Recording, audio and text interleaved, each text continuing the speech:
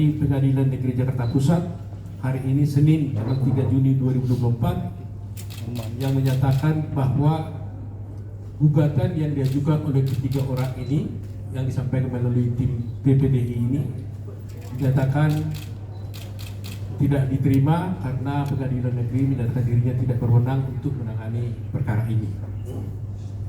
Sebagai latar belakang, kami sampaikan dulu bahwa memang kita merasa prihatin ya, karena Bapak Jokowi, Institut Joko Widodo telah digugat dalam 3 perkara sebelumnya, ya, 3 termasuk ini.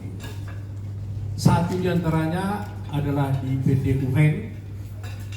Gugatan itu menyangkut tuduhan yang disampaikan kepada Bapak Joko Widodo, di mana Pak Joko Widodo dituduh melakukan praktek dinasti. Tetapi puji Tuhan, gugatan tersebut telah dinyatakan juga tidak diterima di PT UN. Itu gugatan yang pertama. Gugatan yang kedua, Pak Joko Widodo juga lagi digugat lagi oleh beberapa orang, diwakili oleh Egy Sujana, yaitu tentang ijazah palsu. Gugatan tersebut oleh Pengadilan Negeri Jakarta Pusat juga dinyatakan tidak dapat diterima. Kalah lagi mereka 2 kali. Nah, terakhir inilah yang terakhir, di samping nanti ada perkara yang lain, tapi khusus Pak Joko Widodo. Perkara ini adalah Pak Joko Widodo dituduh melakukan perbuatan melawan hukum karena katanya sebagai ayah daripada Gibran tidak menghalang-halangi dia untuk mencalonkan menjadi wakil presiden, calon wakil presiden pada waktu itu, dan tidak melarang KPU untuk mendaftarkan Gibran sebagai calon presiden, calon wakil presiden. Demikian juga gugatan yang ditujukan kepada Pak Anwar Usman. Pak Anwar Usman dituduh karena tidak mengundurkan diri sebagai hakim konstitusi yang memeriksa perkara nomor 90 yang sudah kita tahu bersama. Kemudian Pak Pratikno juga digugat karena dianggap tidak melakukan kehati-hatian dan melanggar kepatutan dalam proses pencalonan Gibran dan Prabowo pada waktu itu. Jadi yang ingin saya sampaikan adalah betapa dahsyatnya bagi kita menganggap ini sebagai gangguan, tapi bagi hukum ini memang adalah sah, mereka bisa mengajukan gugatan. Tapi gugatan ini sama sekali tidak terbukti sama sekali. Jadi kalau boleh kita katakan, kalau ibaratnya pertandingan sepak bola, ini hat-trick ini 3-0. 3 gugatan ini semuanya tidak dikabulkan oleh pengadilan, 1 melalui PT UN, 2 melalui Pengadilan Negeri Jakarta Pusat.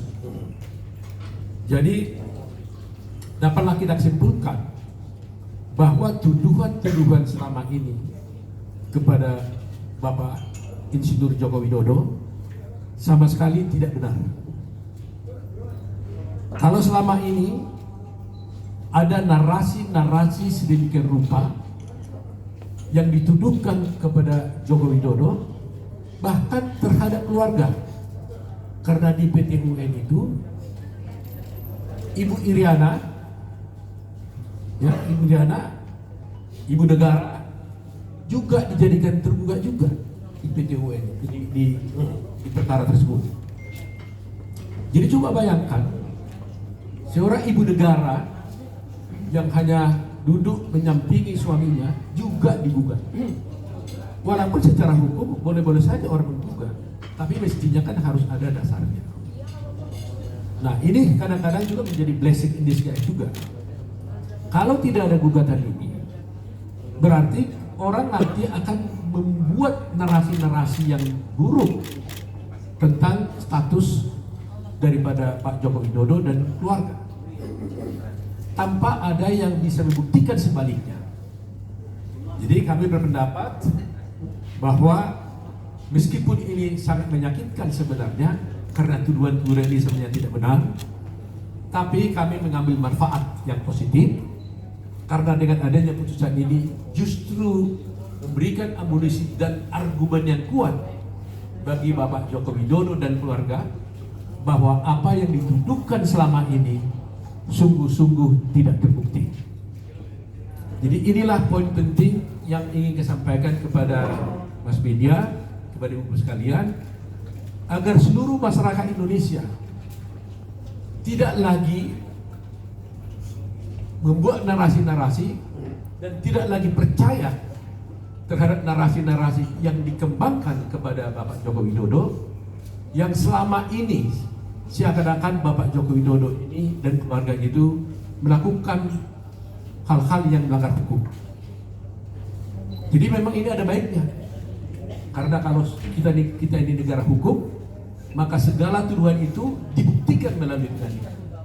Dan kita selama perkara ini berjalan, kita tidak pernah mengumumkannya secara mengeksposnya secara resmi, karena kita yakin dan percaya kebenaran itu akan datang pada waktunya.